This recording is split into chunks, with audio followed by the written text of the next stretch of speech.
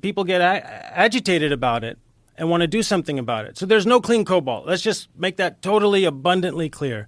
And anyone that claims otherwise is either peddling in falsehoods or is recklessly ignorant of the truth. Are there any industrialized cobalt mines that use machinery and don't use slavery and don't use child labor and don't use these people that live in unimaginable poverty? I've never seen one.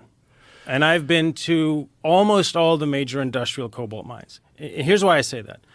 Number one, they all or almost all will have scenes like that on them. Thousands of individuals clanking away for $1 or $2 a day. Okay? They don't have safety equipment. All that stuff, that cobalt's toxic to breathe. And they're breathing it in all day. No masks. No filtration no systems. Gloves. No. Half those guys are in flip-flops. All right? So almost all the industrial mines will have scenes like that. So that's number one. They'll say there are no artisanal miners there, no children there. And if you zoom in, you'll see that amongst that sea of humanity, there are thousands of kids, teenage boys in this case, because that requires a certain amount of force to clank away in that pit. Number two, there are hundreds of other artisanal mining sites scattered in the mining provinces outside of industrial mines. There are artisanal miners in the industrial mines, and then just on the other side of the fence, there'll be a sea of humanity digging there as well, because it's not like at the fence the ore body stops. There's copper, cobalt, other things outside as well. So there'll be hundreds of sites where there are hundreds of thousands of people across the mining provinces digging. All that production is sold right back to the industrial mining companies. So it enters their supply chain as well.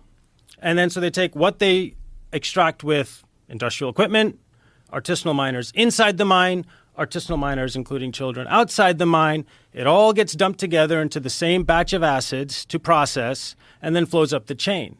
And again, no one can reasonably claim that their cobalt, even if they say that industrial mine, totally clean, don't believe what Siddharth is saying, that's a made-up fake video. They can't demonstrate reliably that all the other cobalt being dug up by kids in thousands of sites across the mining provinces isn't also flowing into their supply chain. Is there another source of cobalt in the world that's ethically supplied?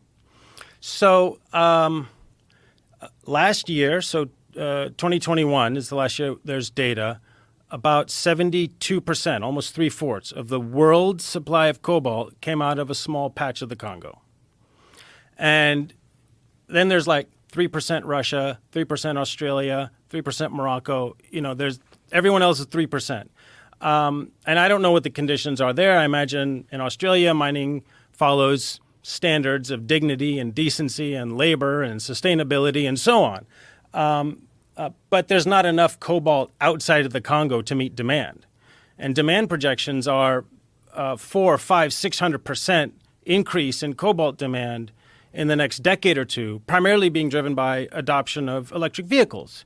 Each battery pack in an EV requires up to 10 kilograms of refined cobalt. That's 1,000 times what's required for a smartphone. So huge demand as the world transitions from internal combustion engines to electric vehicles, which is a net good thing, except for the people in the Congo. So there's not enough other cobalt out there. Even if all the non-Congo cobalt was perfectly sourced, there's not enough other cobalt out there to meet demand. These companies that we talked about that use all this stuff, whether it's electric vehicle companies or cell phone manufacturers, obviously they're aware of this. Yes, no question. They have to be. Have they made any attempts to mitigate this in any way? The truth, Joe, is no, not sufficient efforts. Most of what is done is PR statements, marketing. all these companies will say we have zero tolerance policies on child labor. We ensure standards of dignity and human rights for every member of our supply chain, down to the mining level. They'll all say this, down to the mining level. And they say it.